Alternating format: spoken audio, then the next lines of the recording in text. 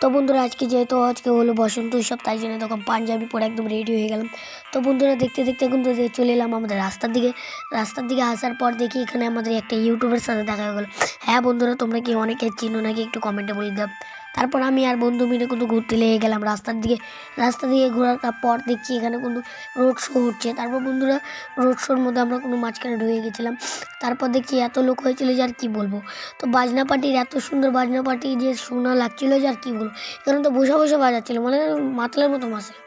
তো বন্ধুরা তারপর আমি একটু নেচে নিলাম, ভালো করে নেচেলাম, খারাপভাবে নাচিনি।